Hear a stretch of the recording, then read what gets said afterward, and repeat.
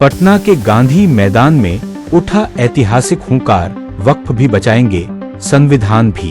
पटना के गांधी मैदान में एक ऐतिहासिक दृश्य देखने को मिला जब इमारत एशरिया के अमीर एशरियत हजरत मौलाना वली अहमद फैसल रहमानी के नेतृत्व में वक्फ बचाओ संविधान बचाओ सम्मेलन का आयोजन हुआ। लाखों की भीड़ ने वक्फ संपत्तियों की सुरक्षा और संविधान की रक्षा को लेकर अपनी बुलंद आवाज उठाई। सम्मेलन में विपक्षी एकता की अद्भुत झलक देखने को मिली। नेता प्रतिपक्ष तेजस्वी यादव, कांग्रेस के प्रदेश अध्यक्ष राजेश राम, आरजेडी के वरिष्ठ नेता शकील अहमद खान, तारिक अनवर, दीपांकर भट्टाचार्य, कन्हैया कुमार और गोपाल रविदास जैसे तमाम बड़े नेता मंच पर मौजूद रहे। वक्ताओं ने केंद्र सरकार पर वक्फ संपत्तियों और अल्पसंख्यकों के अधिकारों पर हमले का आरोप लगाया और सभी धर्मनिरपेक्ष ताकतों से एकजुट होने की अपील की। गांधी मैदान से निकला यह संदेश अब सिर्फ बिहार नहीं, पूरे देश में गूंजेगा। हम चुप नहीं रहेंगे, संविधान और वक्फ की हिफाजत हर हाल में करेंगे। हर मीटिंग में हम लोगों ने उसकी मुखालफत की और पार्लियामेंट में भी मुखालफत की, और जब बिल पास हो चुका तो सुप्रीम कोर्ट ने अपील की। ये जो गैर कानूनी कानून पास किया गया है इसको वापस लेना है। आपको बताना चाहता हूँ कि 232 वोट इसके खिलाफ पड़े, इस बिल के खिलाफ, और उसी तरह 288 वोट पड़े पार्लियामेंट के लोकसभा में बीजेपी और एनडीए के साथ। अगर हमारे 5-6 लोग जो आपसे हमेशा मदद लेते हैं, चाहे बिहार के नेता हो, आंध्र प्रदेश के नेता हो या यूपीए के नेता हो, 36 वोट उन्होंने एनडीए में दिया जो आपके फेवर में होना चाहिए। और वो अगर वोट आपके फेवर में होता तो 16 वोट से ये कानून पास नहीं हो पाता। मैं एक चीज और आपको बताना चाहता हूँ जो हमसे बगल में भी बताया गया कि 232 वोट में सिर्फ 24 मुसलमान थे, लगभग 10 गुना जो गैर मुस्लिम थे उन्होंने आपका साथ दिया, अन्याय का खिलाफ किया, पुरजोर खिलाफ किया। मैं आपसे अपील करना चाहता हूं कि कानून के दायरे में जहां तक जाना होगा हम लोग जाएंगे। और एक आखिरी बात कहकर मैं इजाजत चाहूंगा कि हमें खौफ नहीं करना है। जो हमारे पूर्वजों ने गरीबों के लिए, मिस्कीनों के लिए, बेवाओं के लिए और के लिए जो जमीन जायदाद की है उसको हम कतई छीनने नहीं देंगे। और आखिर में मैं फिर रहमानी साहब और आप लोगों का शुक्रगुजार हूँ। गर्मी में भी आप लोग इतने तादाद में अलग अलग बिहार के और बंगाल के और उड़ीसा के दोनों यूपी से आए हैं, बहुत बहुत शुक्रिया। खुदा हाफिज़। मैं आप सब लोगों का यहाँ पर पूरे बिहार के लोग यकीनन हजारों नहीं बल्कि लाखों की तादाद में तशरीफ लाए। और आपको ये समझना होगा कि ये जंग न सिर्फ फैसल रहमानी साहब या उस्मान बल्कि नहीं, बल्कि इस मुल्क के तमाम मुसलमान और हक और इंसाफ पसंद लोगों की ये जंग है। और जिस तरह से मैं देख रहा हूँ कि हमारे बुजुर्गों के साथ नौजवान उसके ऊपर मैं एक शेर पढ़कर अपनी बात को शुरू करना चाहता हूँ कि उकाबी रूह जब बेदार होती है जवानों में, उकाबी रूह जब बेदार होती है जवानों में, नजर आती है उनको अपनी मंजिल आसमानों में।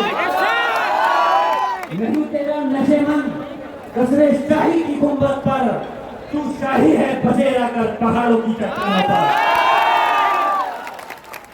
मुझे इस बात का एहसास है कि वक्त बहुत हो गया है और यकीनन इस गर्मी में आप लोग इकट्ठा होकर के इस बात की गवाही दे रहे हो कि ये जंग कितनी भी लंबी चले, लेकिन इंशाअल्लाह ताला आप लोग हार मानने वाले नहीं हो।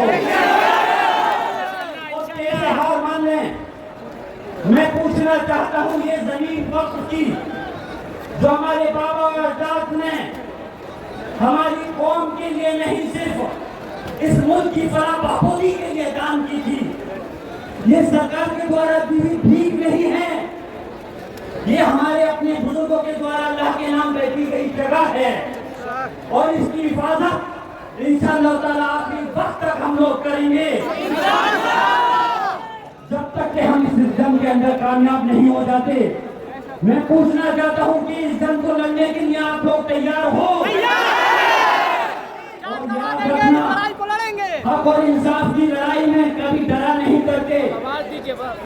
ये आपका नौजवान साथी, आपका भाई रहमान पर, जिसने अपने दादा मोहतरम शफीकुर रहमान पर साहब से, जिन्होंने उत्तर प्रदेश की विधानसभा पार्लियामेंट के अंदर अपने मजहब और अपनी कौम और गरीब लोगों की आवाज को उठाने में कभी कोई परहेज नहीं किया।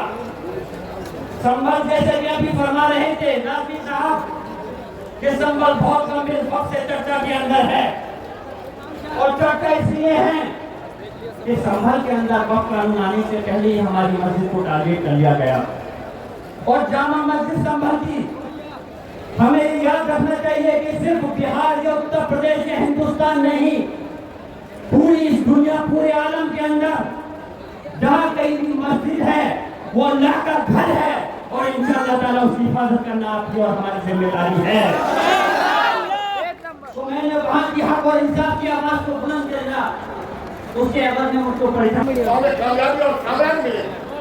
आप इस बात पे यकीन करते हैं कि नहीं? बोलिए लगता है।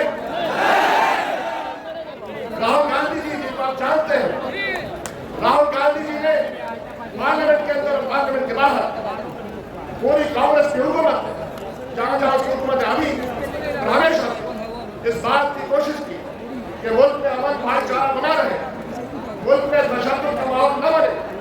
राहुल गांधी जी ने 4000 किलोमीटर की यात्रा की, मोहब्बत के लिए, अमन के लिए। आज आपके बीच में वो आना चाहते हैं, लेकिन उन्होंने अपना पैगाम अमीर शरीयत के लिए भेजा। आपके इखलास के लिए, हमारे इखलास के लिए कामयाबी की उन्होंने हमें आसाद किया, और उसका मफ़हूम उर्दू में वाज़ा करते हुए कि अंग्रेजी में खत मैसेज है।